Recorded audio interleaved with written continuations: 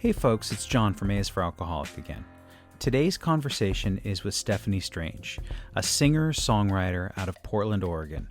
We had a great conversation. We talked about music, we talked about drugs, alcohol, recovery, sobriety, comic books, all kinds of stuff. Neuro Diversity Groups.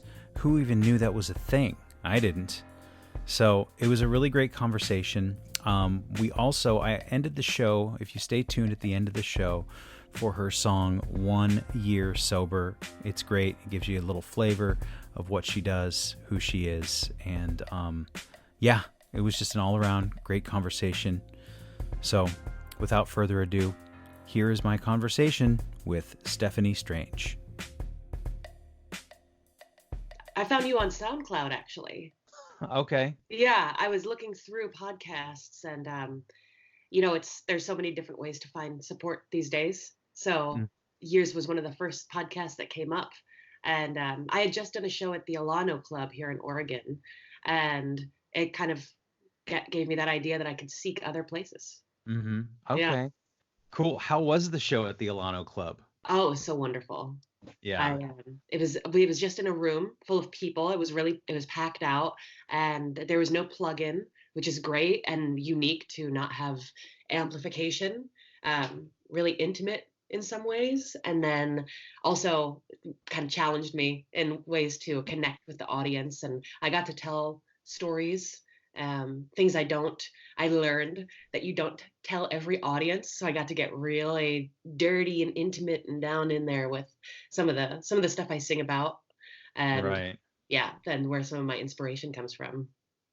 That's awesome. I mean, that's, I think, one of my favorite things about places like the Alano Club or meetings in whatever. I mean, even if AA is not your thing, I think it's a really helpful thing for me to be able to share those kind of heavier, darker things that people that you just don't talk about. And in fact, it's oftentimes, because it's been so liberating for me to talk about all these, either awful things I've done or awful things I've been a part of or really traumatic experiences in my past. I then feel more casual. And like you said, you're like, oh yeah, I can't just talk about that in mixed company or wherever. And people are like, yeah, I was just saying hi. And, you're telling me about how, whatever it was. And it's always nice to be around people who are open enough to be able to receive that. Right. Yeah, absolutely. I'm a little bit of an overshare. I know it's a writer, writing and art, and that's what you put your personal stuff into your art. But I try not to put heaviness when I tell part of my story. I'm trying not to put weight on somebody else's shoulders. I try to tell it with lightness and self-acceptance. But like you said, not everybody is willing to receive that, no matter how it's intended. It can feel heavy. So for a group of people who, it was one of the best humored crowds I've ever had. They knew that you could laugh at the darkest stuff that I was saying, which is exactly how it's intended. It's, cathartic and therapeutic, and it's okay. It's all okay. It has to be. And I loved being on the same wavelength with everybody.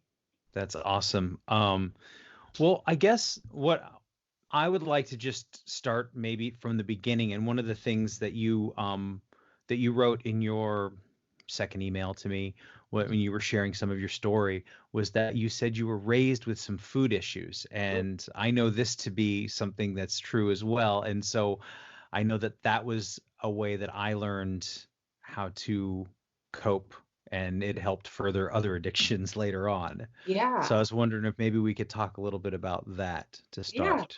Yeah, absolutely. I used to be kind of embarrassed about it.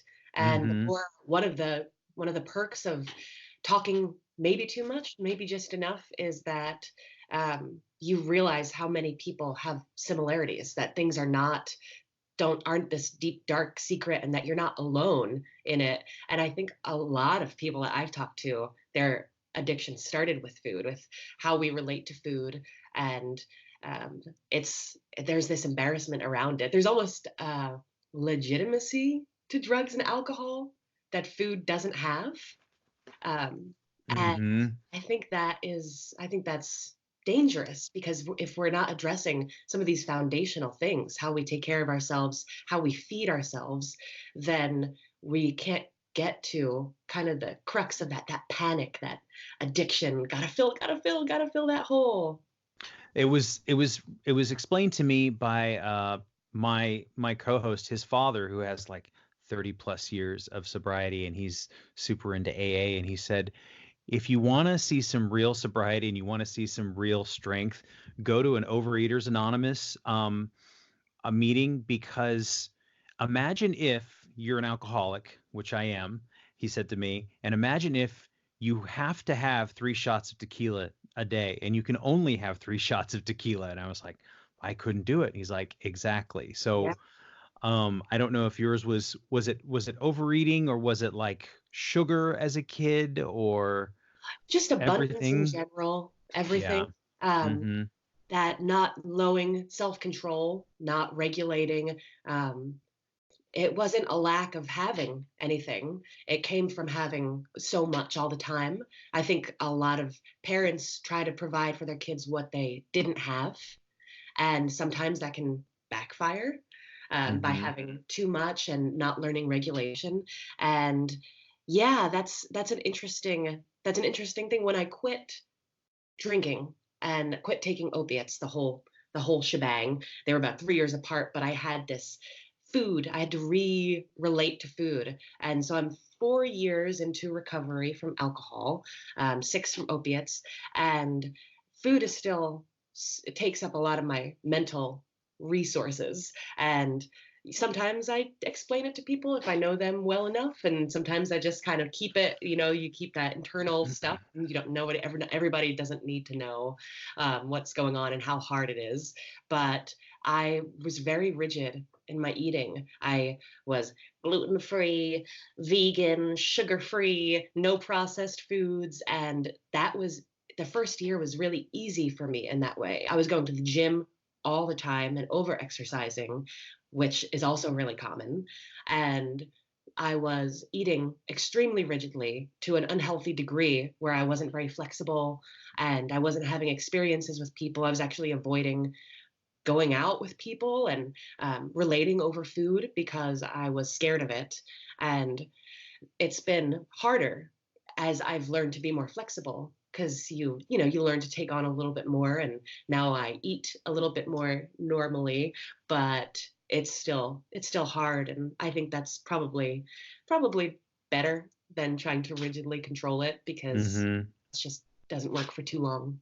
No, no, I was playing this game earlier this year before and I don't want to say that I have a handle on it all as far as the food goes, but I think at the beginning of the year, I started to count my calories each day because I really wanted to see like what I was eating and how it was affecting me. And I really wanted to get into that sort of, I guess, the personal inventory of what I ate each day.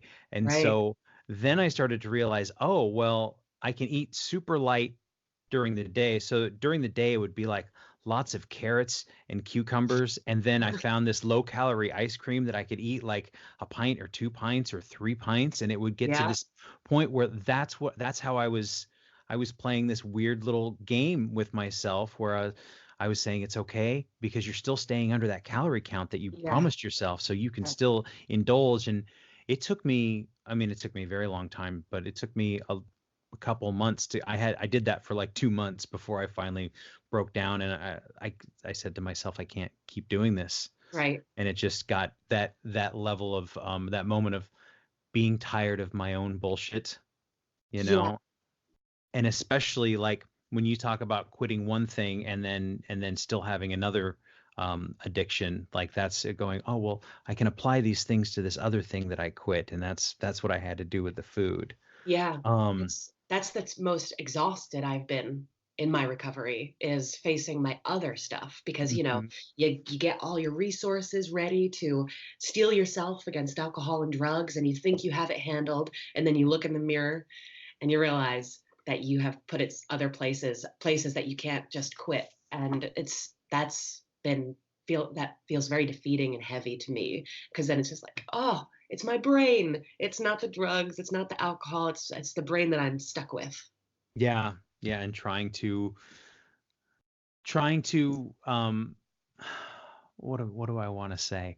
Trying to understand how my brain works, and also how what I've tried to do is understand that it is a tool that I can use, and that I shouldn't let it use me. I've Right. in my and I want to talk to you about, maybe, if you deal with things like a higher power and spirituality as well. But if there's an awareness above me, and that is who I really am, then I can help not control my brain, but I can listen to it for certain things, and I can dismiss it for other things. Right. So did you live in the Pacific Northwest all your life? Are you from there? I'm from the Northeast, actually. I was born in Philadelphia and raised in New Okay. Jersey in an Okay. Italian American family, Okay. where abundance is the norm. And that was a lot of things centered around food. That's part of our culture. That's a lot of how we relate to each other. And it's offensive if you don't finish your food and get seconds and thirds. My parents are, my father is on his side is from New Jersey, and I remember going back east, not too often, but a few times as a kid, and it was very much, I have never seen so much food on a dinner table, or even, I'm sorry, on a breakfast table, to Yeah. start the day with. So Yeah. I I have a small glimpse of that. Yes. And did you start drinking early on, in as a kid, or No, high not at school, all. or? I was a really good kid. I was raised Catholic, and I was a square. I remember when my friends were smoking weed in middle school, and I was so offended and disappointed that I walked away from them. I was very delicate in that way. And but then in typical fashion, it was around 18 that the first time I ever drank, I mixed together every alcohol in my dad's cabinet in a pint glass and a little splash of Coca-Cola to cut it. And I just guzzled it. And I remember the next day, I was hungover for about 3 hours. It was terrible.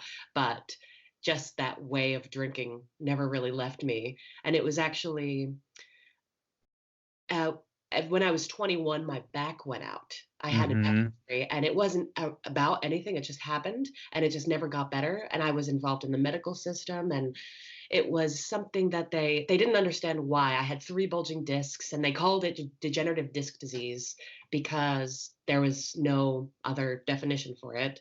And there was nothing they could really do. Eventually, I had surgery about a year later, but at that point, they handed me a bottle of Vicodin, and I remember very clearly that first moment because I took two as prescribed, and it took my pain away and it made me feel really good. And so it created a very complicated relationship right away of it was the first time I wasn't in pain in so long. And it also turned something on. And I just knew that I liked this and that I would be doing this. And for the next 10 years or so, I continued to have this complicated relationship, and my alcohol usage started to rise over that period of time because I regulated my opiate use, and I was within the medical system, so I was not using it as prescribed, but also not doing it so much that it would be an issue on the medical side of things, for the doctors. And Right. so I upped my alcohol usage and found myself an alcoholic without even realizing it. When I quit pills, I was off pills for a couple years before I was walking around and I was like, I'm clean, I'm clean, I'm patting myself on the back. And then I finally had this neighbor who said, but you still drink, right? And I said, yeah. And she said, well, then you're not clean. You're just not taking pills. And that got my brain thinking. And at that point, it was, blackout drunk every night, really extreme, couldn't continue it.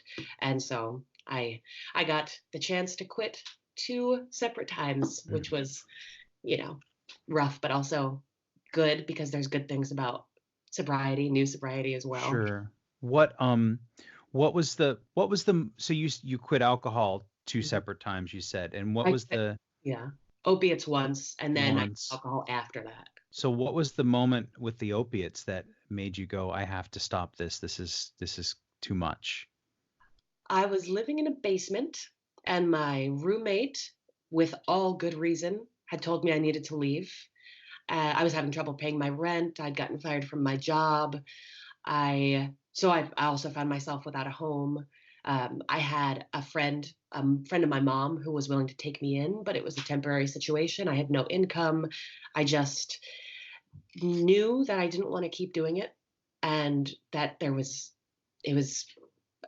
never been, I didn't think to myself, I don't want to continue to live, but I did think I don't want to live this way.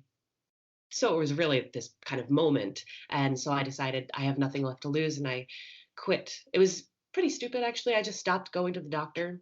I quit the pills without, without any help from them. And antidepressants I got off of too, because I had sort of been in the whole prescription cycle. I was on a lot of medication, um, 2 different antidepressants, and all kinds of stuff. So I just stopped all of it and went through these immense withdrawals, and um, just kind of adjusted to it. And then my pain level after about a year started reducing a little bit. And that was the first break in the clouds that I saw of, oh, this chronic pain and the opiate addiction were feeding on itself. It made the pain worse. It was a crutch that I was using, and I wasn't able to ever get past this pain flare, as opposed to the reality of the situation, which is everyday chronic pain, which is tolerable. Mm-hmm. Yeah. Okay. And then so you're still drinking, and you said you quit drinking twice. Nope, just once. I might Just maybe the miss. once. Yeah. Okay.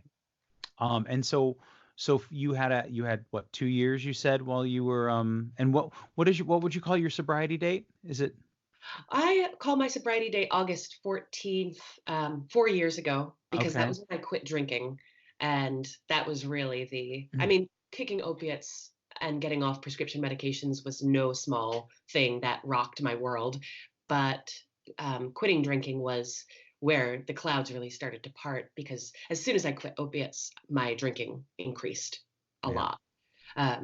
So yeah, I'd say August 14th, 2017, 16, 15, 15, 16, 16, 15. 15. Okay. Oh, I'm well, not. congratulations. That's awesome. Thank you. So what happened that day or the day before or whatever that brought you to the decision to quit? To quit drinking. Hmm.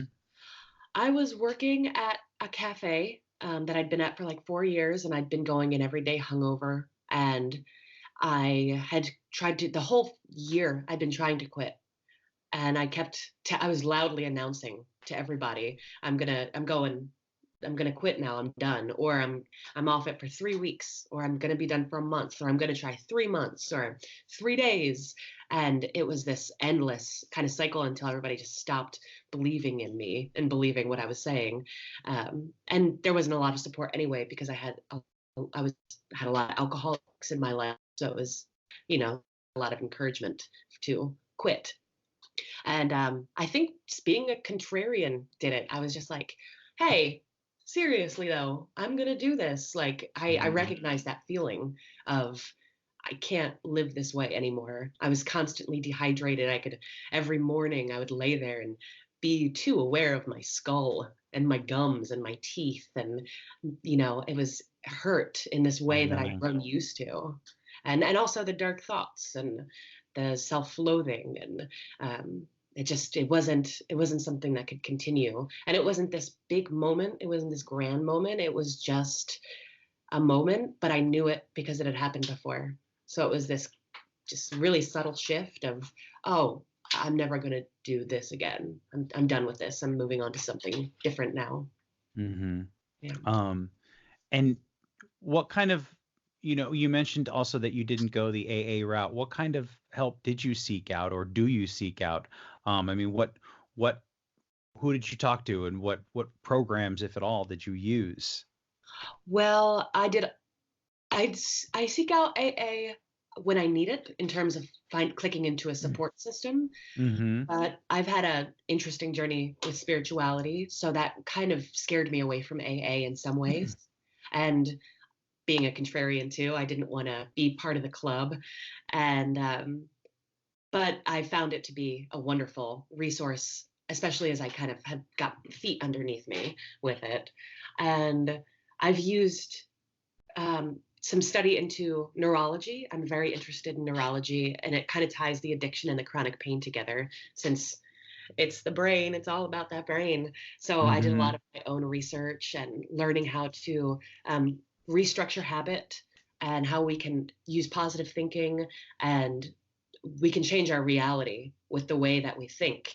I read a really interesting book, The Mind and the Brain, and it talked about OCD patients who had um, fMRIs a year ahead, and then they did this positive thinking, and a year later they had another fMRI, and the structures of their brain had actually changed. You can change the physical landscape of your brain by the thoughts that you think. And so I started practicing that and really just dove into it and became pretty obsessed with it. And then I'm an artist, I'm a musician, and I've been writing for a few years. And so creativity has been huge in that regard for helping me stay sober and be strong in it and really embrace it and not treat it like this burden, but more of a almost like a superpower. Yes, I was thinking the same thing. I remember when I first quit and I stopped having hangovers and I said, "Oh my gosh, I feel so great in Yeah, the morning. What is this? Is this what normal people feel like? This is yeah, amazing, yeah. Because to wake up in a deficit every single morning and have to dig myself out of this hole. So I absolutely the superpower. Can I ask you, you said that you had done some study in spirituality that kind of made you shy away from AA at Mhm. first. Yeah. Is that correct? And then so what was that? What I mean, in what regard how would you describe your spirituality then and now? Well, I was raised Catholic, and Hmm. that my family sort of just slowly drifted away from the church, and it just wasn't really for us in a lot of ways. And as a child, I believed in it, but then it just sort of was this not I wasn't feeling much, and so I've gone back between considering myself atheist and agnostic, and um, have come into a little bit more spirituality over the last year or two, um, in sobriety, and feeling like there's more. And I still don't know what that is. I'd still call myself agnostic. I just consider Hmm. that respectful, though. I think it's Yeah. a little presumptuous to try and define everything. So I think it's okay to be like, um, observing that there's more to it while still not knowing what it is.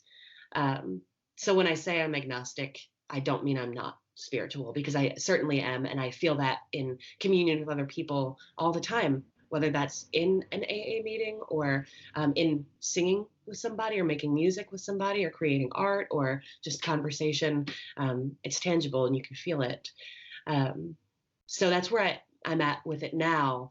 But those AA meetings, just the word God, I had trouble with the word God. I had trouble with you have to accept God and acknowledge God in order to move forward. And I know that they say that God can be whatever you want it to be, but that was just a little too loose for me in my rigid brain. I was Right. kind of, fighting. Yeah, I always it was a very difficult thing for me as well, and I still have a very vague sense that there's something else there.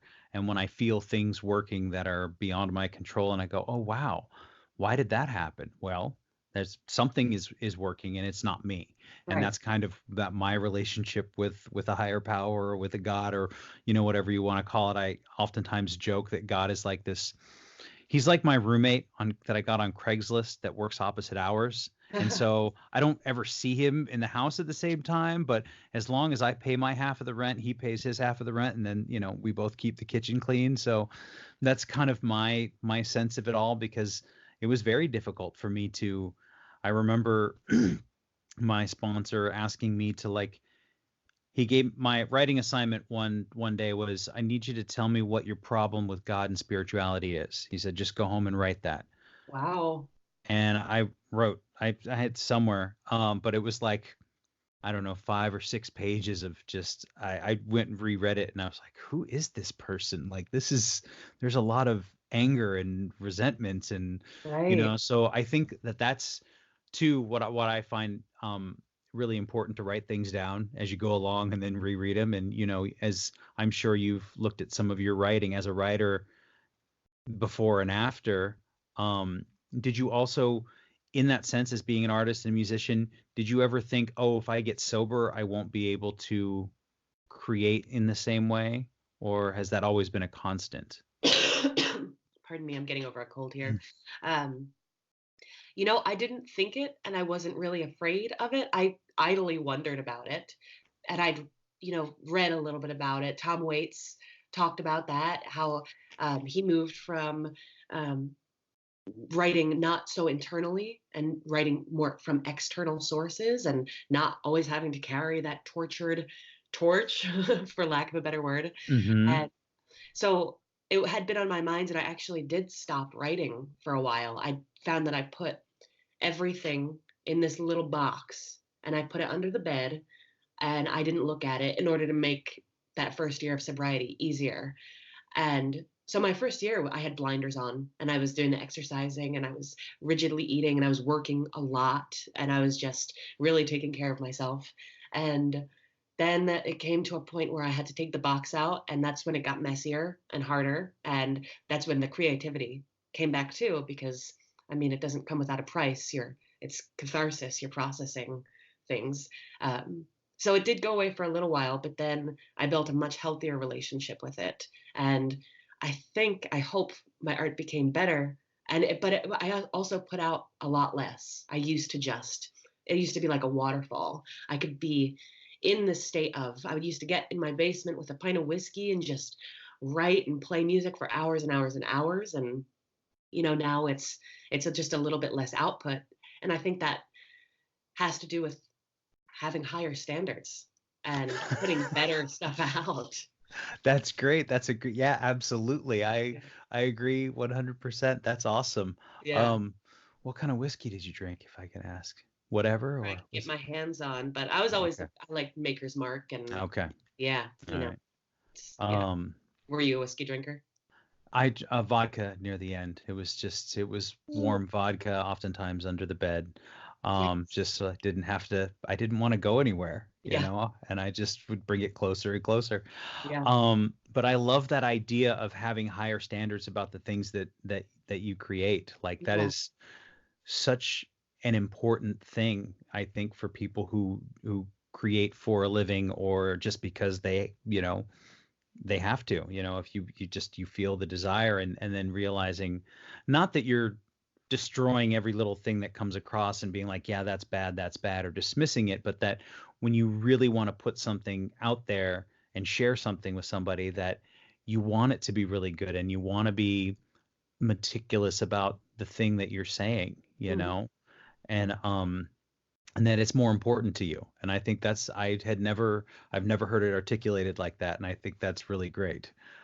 Um, and That was so, actually from my friend Harold Johnson.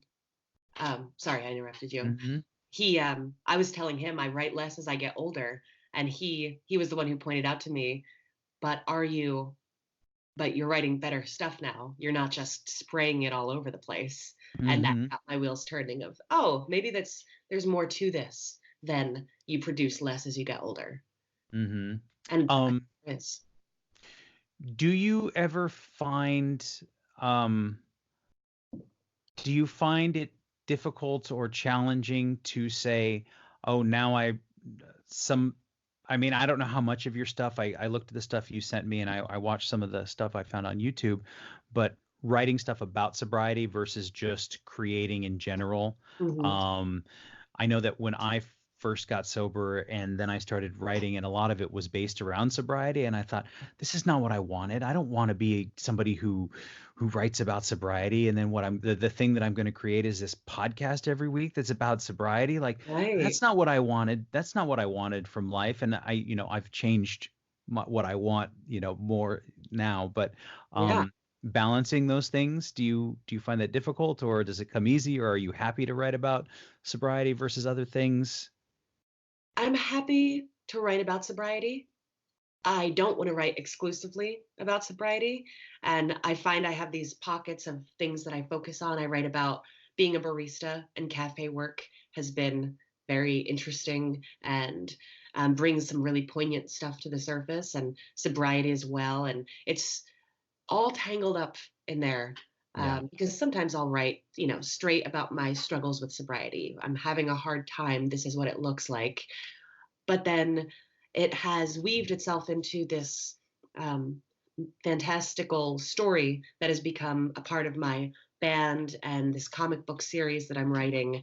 And it it's magical. It's about, I adopted a little black cat who's right here making a lot of noise right now. Right in my first year, it was just when I sobered up. She came into my life. She was a feral cat, and I adopted her. And I was having trouble with my human relationships, so I found that my relationship with this little cat was easier, and I could just, feel sorry for myself and be whatever I wanted to be with her. So she became this magical creature that walked in my dreams and helped me fight my fears so that I could be rested from my battles in the waking world. And so she became this little superhero, and I became this little superhero.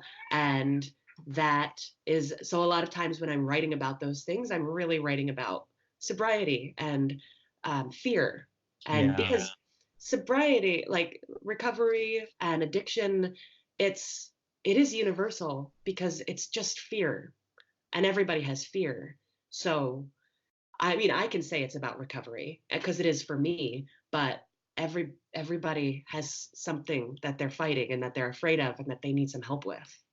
And this is the Nina Nightmare, is that correct? That's That's correct. the comic. Yep.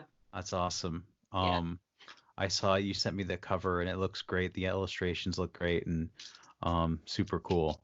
Yeah, the illustrations were done by Jay Reynolds. He's a Mm-hmm. local artist in town, and I contacted him and told him I wanted to do this thing, and he was on board. And this is the cover here, and It's awesome. yeah, we did a short. It was from a short story, just kind of introducing Nina Nightmare into the world. And this next comic book I'm really excited about. It's full length. It's going to be about 26 to 30 pages. And it's about my pen name and my character, Stephanie Strange. And it's called How Stephanie Became Strange. And it starts off with my story. Somewhat, it's loosely based, and it has that fictional aspect to it because I don't want to write too much about because it becomes this magical narrative. Mm-hmm. But this idea of being born next to a void, and as soon as this baby, the Stephanie Strange baby, gets born into the world, a void pops up next to her, and it's there immediately, and it follows her through her life. And she's throwing things into it, alcohol bottles and pill bottles, and it gets bigger and bigger and bigger until one night it's huge and it's next to her and it's swirling and it's threatening to pull her in. And as it starts to pull her into the void, these things come out of it, at the nightmares, the three black cats from the stories. And I don't want to give away the rest of it, That but sounds awesome. yeah, and it's very much my story, but with this narrative that has been essential to sobriety Mm-hmm. and really helped me take pride in it and not get, weighed down by it too much and have fun with it. And I hope that it'll help other people. And what I really want to do is help other people tell their stories. And I think that could be helpful to creative people who are in the throes of this struggle to, well, what does it look like if what does your superhero look like? What does that shape up as? Mm-hmm. And so this is something that the comic books are something you've recently started because you've been a musician for a very long time now. Yeah, Correct? correct. And I wanted to ask you about not just that transition, but also what it's like being a musician and also what it's like being a sober musician and having and you mentioned this in the email you sent me, but I've heard this from other musicians who don't drink about your paychecks being contingent upon the amount of alcohol that other people drink. And I went to go see another sober musician in Oakland earlier this year, and I talked to him afterwards, and I was waiting my turn to kind of chat with him after the show, and these people were very, very drunk, and they were very excited to see him. And he writes a lot of his stuff is, I don't know if you know who Mishka Shubali is, but Yeah. you should check out his stuff. But I a lot will. of it is dirty, gritty, talks about drinking and drugs and all that stuff, and even in sobriety. And so there's a lot of this sort of like when Nathaniel Rateliff sings that song SOB, you know, and everybody says, "Give me a drink," and everybody will like put their drinks up, and it's kind of this celebratory thing when the actual the essence of the song is about dealing with, you know, not wanting to drink or Right. not. So in all of that, my question is, how do you navigate being a musician and being sober and making money doing that? The short answer is that I'm still navigating it.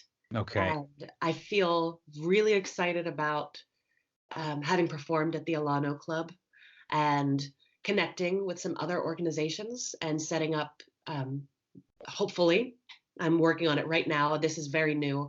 Um, Setting up ability to play music for people in recovery.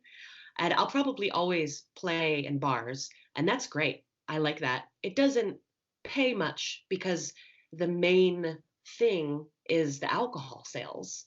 And that was okay when I was a heavy drinker because, I wouldn't sing the next song until everybody had a shot glass in their hand. And the bartender was happy, and the business was happy, and the audience was happy, and we were happy, until the next day, of course. Hmm. But so they would invite us back, and we had a lot of buzz, and that was much easier.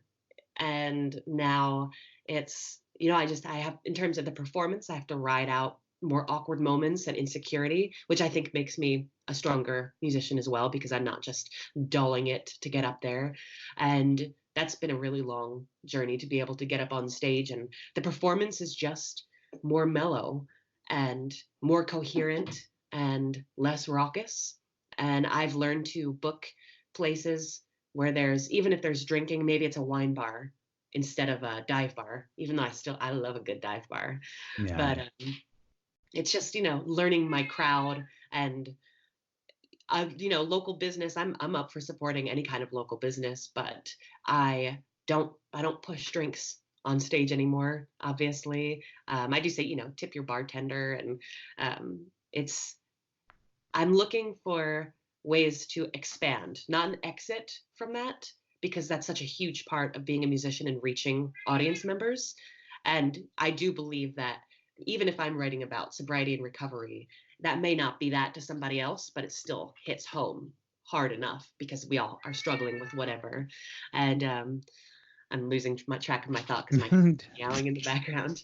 Um, yeah, so that learning how to find these new avenues for performance for people who are in recovery. And then that's also led to thinking about performing for seniors and performing for adults with developmental disabilities and performing for, in general, people who are disenfranchised and who don't have access to music and who are often forgotten. And a world there that I'm very, very excited about. And I think a lot of musicians limit themselves to thinking, depending on what your goal is. I'm going to play in bars. I'm going to play for a younger crowd. I'm going to get covered by the newspapers, when there's a deeper satisfaction that can be had for bringing music to people who really need it.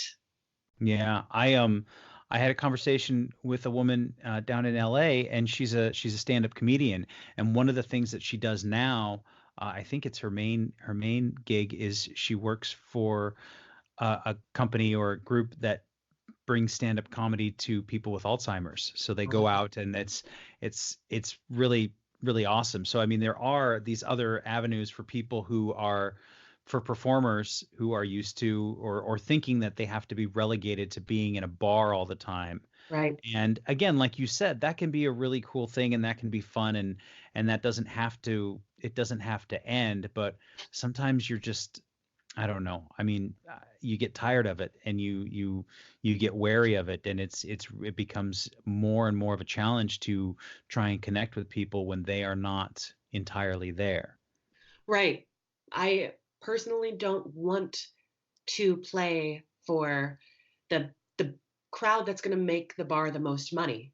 because they're not the crowd that's listening. They're the crowd that's drinking and talking and having a raucous time. And I've just had to accept that's not the kind of music I make anymore. And that's not the kind of show I'm going to book, and that's okay. Mm-hmm. And that makes it easier. There's that song you sent me, 1 Year Sober. Yeah.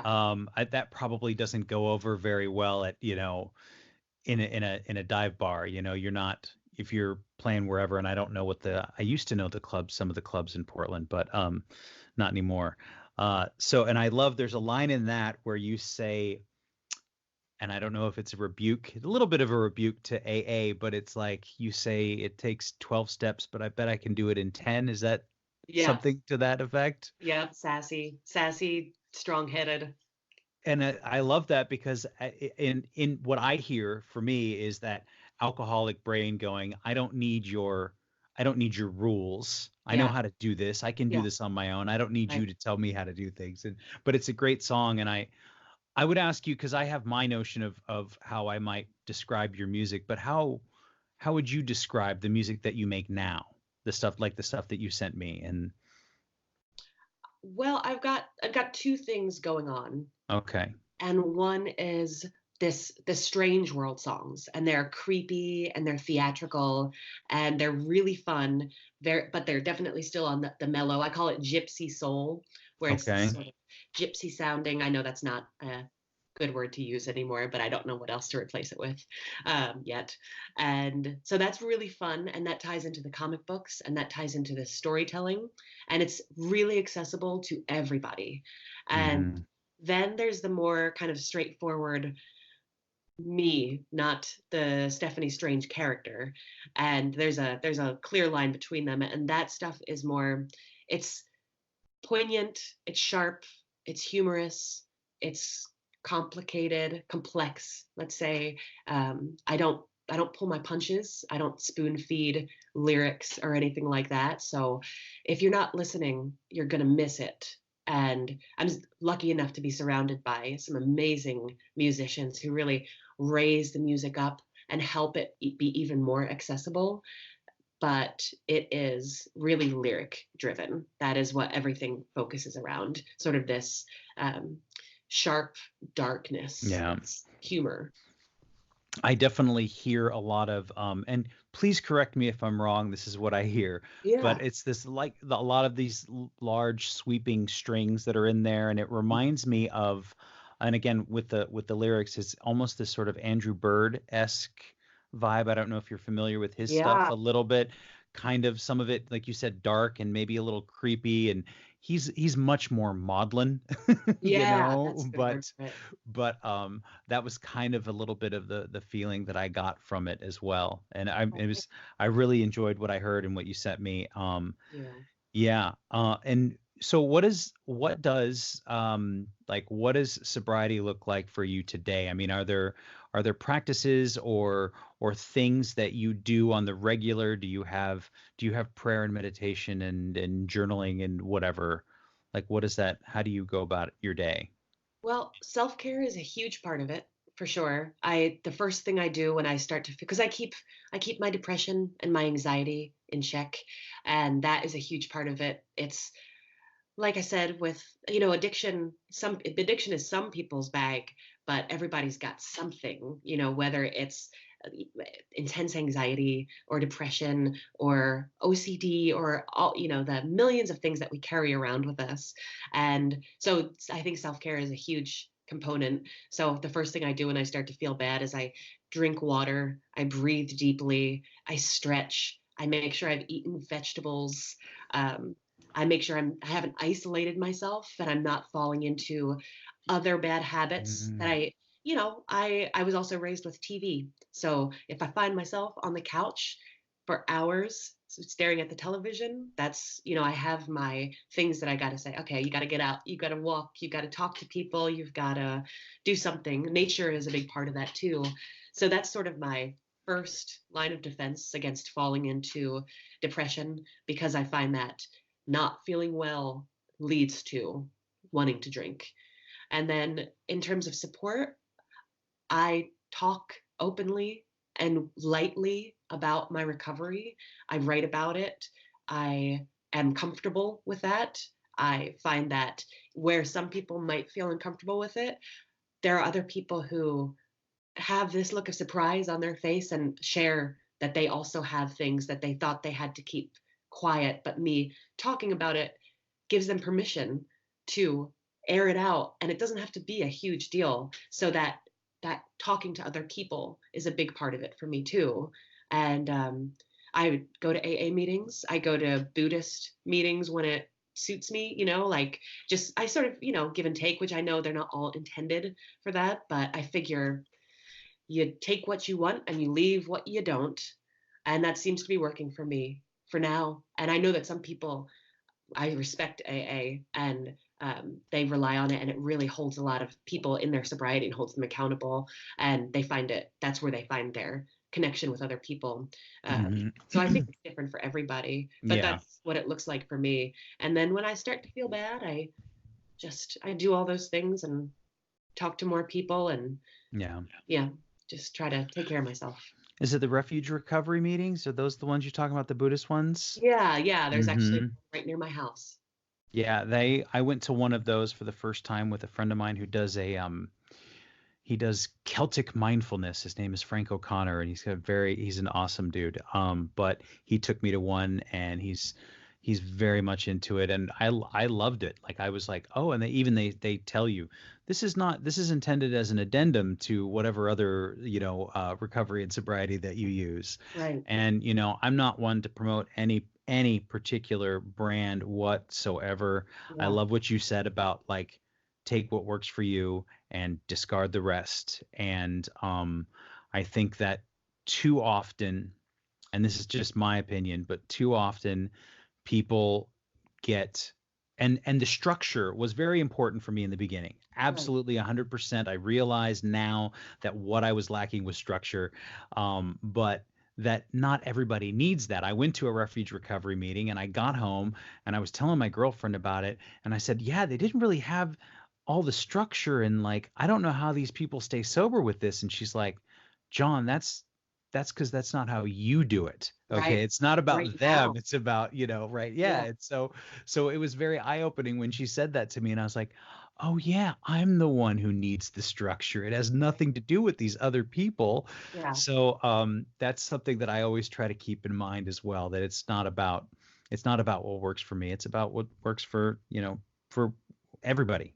Right. Yeah, I love that. And I don't think that's addressed enough, because there's no one way of doing things. Since when in the history of the world, has there been one way to do anything? And AA has been proven so effective for so many people, but with the internet and us connecting with each other, there are groups that meet in Portland all the time. There's Neuro Diversity Groups and things where people are getting together and they're talking and they're challenging. And I think that there's more ways to be happily in recovery than there ever have been, and more support than there ever has been before. And that's really exciting. And I think it will encourages more people who, that are on the fence, they maybe want to try sobriety. It's easier to do that now. Can you tell me what a neurosobriety group is? There's a group in Portland, and they talk about all kinds of issues from neuroscience and mindfulness and toxic positivity, the blanket of positivity that sometimes keeps us from looking at some of the darker stuff. So stuff like that, those are the kind of topics, and they get together and they talk about them. And sometimes it's coloring or crafts, or sometimes it's just straight discussion or a speaker. And there's people that are you can start it up and you can make a Facebook group and invite people, and that kind of stuff is flourishing. Huh.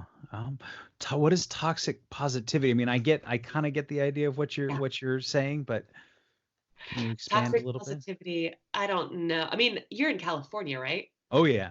So you probably have some of that there too. It's the idea is that this sort of everything's going to be okay, everything's good, I'm grateful, I'm grateful, I'm grateful, blessings, blessings, blessings, can turn into putting a blanket on really looking at, because sometimes it's not okay. Sometimes things need to change. As we know, sometimes that rock bottom is an essential component to recovery.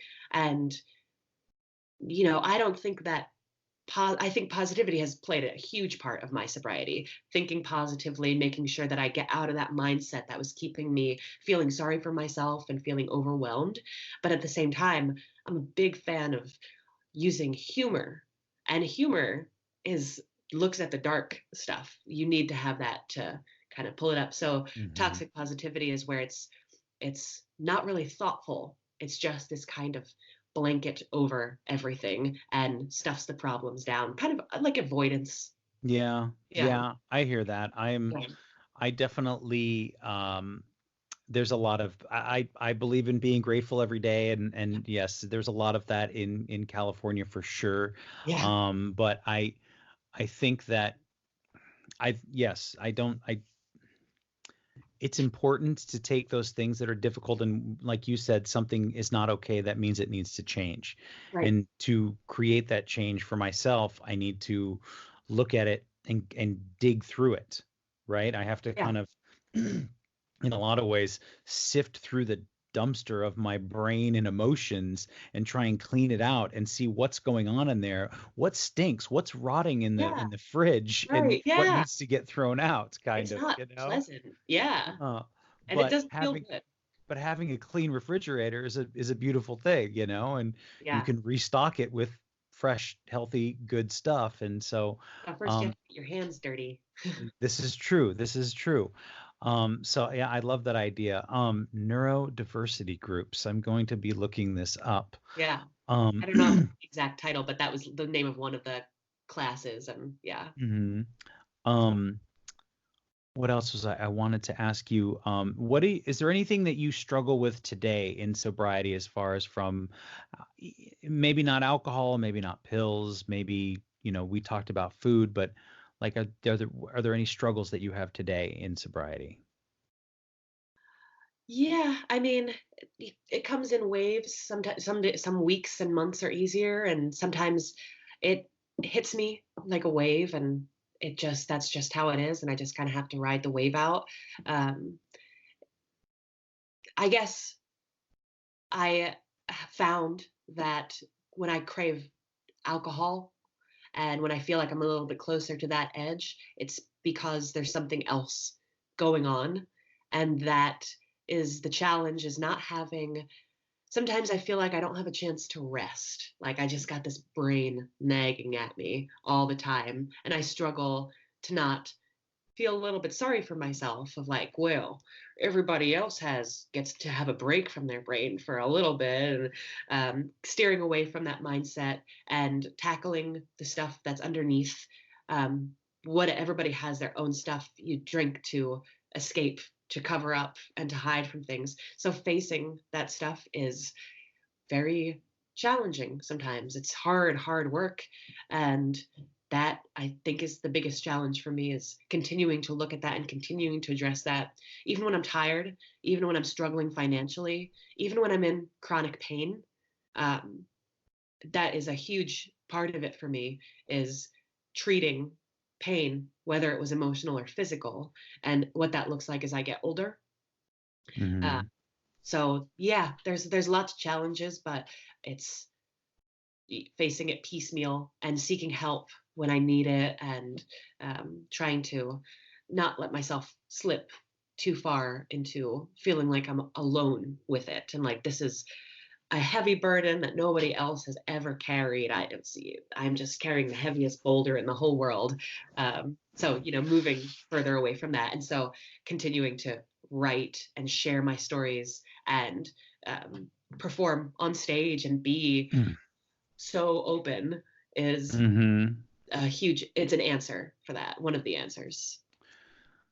Okay, so I guess, and also, I want to wrap it up here in a little bit, but where can people find you, find your stuff? Like, I read some of your writings, but one of my favorites was there was a couple of them, but it was the prayer for the patron saint of baristas was Right. great.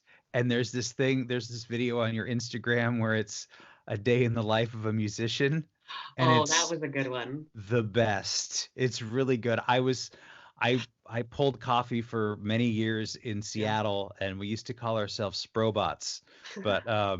But yeah, so it was really great. So where can people find all of these, the music, the comic books, everything? Well, the music is strangeandthefamiliars.com because Okay. Strange and the Familiars is the name of the band.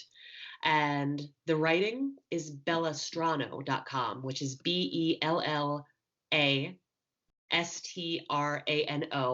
and that means strange beauty. I really tried to wrap it under this umbrella of the Stephanie Strange character.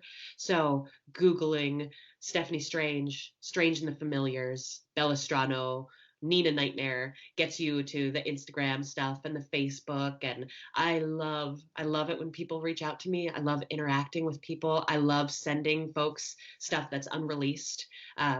So I'm pretty easy to find. All of my profiles are public. So the writing is on Bellastrano. The music is Strange and the Familiars. And then I have music up on SoundCloud and Bandcamp and Reverb Nation. And I've tried to make it as accessible as possible. But in terms of for folks in recovery, the SoundCloud account has some songs about recovery on it. And then the writing, I have a tab of memoirs, and that I do a lot of recovery writing there. And like I said, I'm really happy to talk to people if they want to email me. That's completely welcome. Okay. Very cool. And then so the comics I can get at Bellastrano as well, right? That's what Yes. I saw. Okay. Yep. I just put a shopping cart. I'm navigating website, building my own website stuff. And so I have a shopping cart on there, but also reaching out to me is a good way to reach me as well. Because if you want to buy like more than one thing, if you want to buy the comic book or pre-order the next comic book or a shirt or CD or whatever, I can do that through email as well. And then I do have a Patreon account where people can, Hmm. you know, do $1 a month or $5 a month, and then I try to make the reward so that everybody gets everything. If you pledge any amount, then you get the comic book and you get the CD and you get poems and you get stories and things like that. That's cool. Yeah. What is the Patreon? It's what is Patreon No, or no, what is what is the address? What is your address on Patreon? it's Patreon, which is patreon.com/Stephanie Strange. Awesome. Very easy. Yeah, I really I appreciate you reaching out to me to be on this podcast. That's a I first appreciate for you thinking me. of me. Yeah. I am thankful for your patience with our power outage of last week, and everything's, worked out, and it was nothing more than a minor inconvenience for a lot of people. Yeah. But it's so nice to meet you, and Too.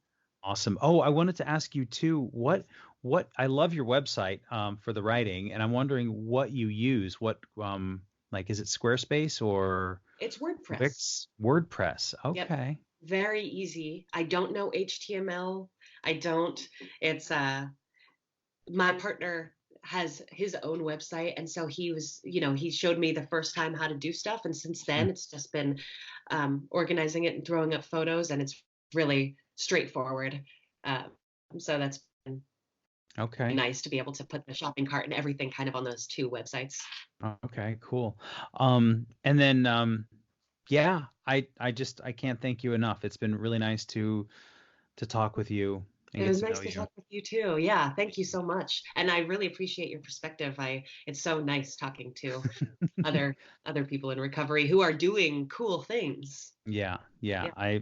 If you're ever in Eugene, my buddy Jerry works at the tattoo shop downtown. I don't know if you need any fresh ink, but I got notes I got to get brushed up a little bit. but yeah, awesome. Stephanie, thank you so much. Thank you, John. It was really nice talking to you. Too. Yeah.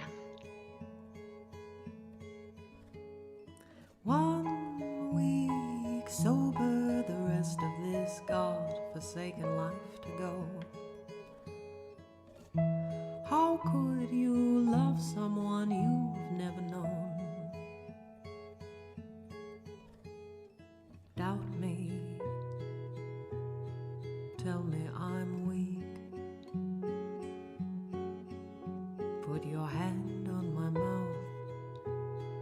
give me a reason to speak.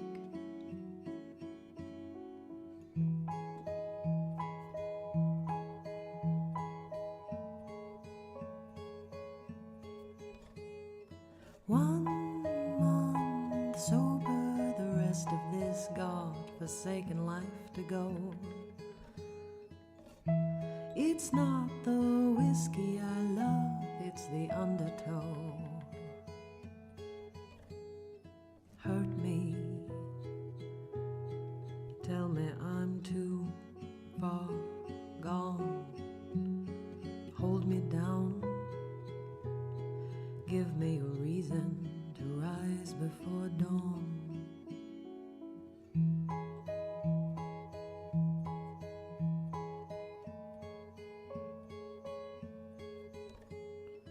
One year sober, the rest of this God-forsaken life to strive.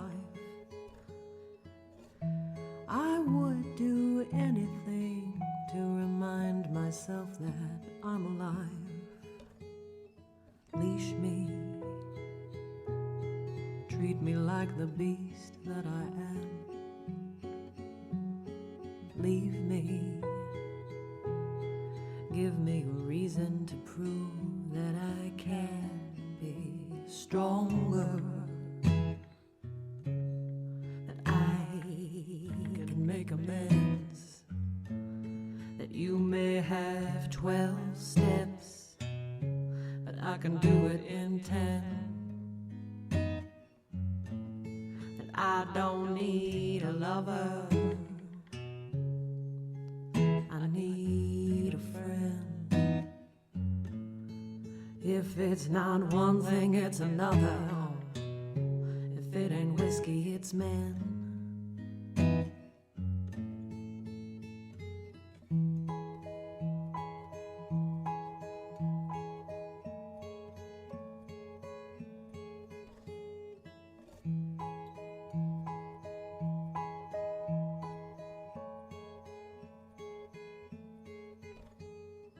One year sober, the rest of this God-forsaken life to go.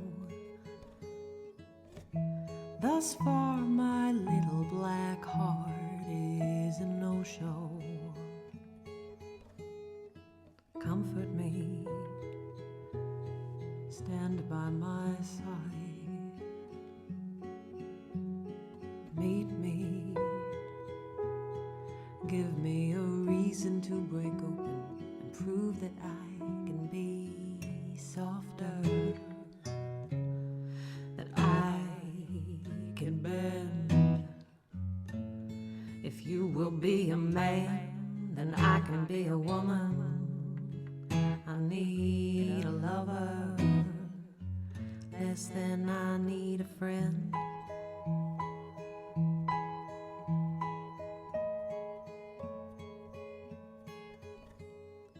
One year sober, the rest of this life to go.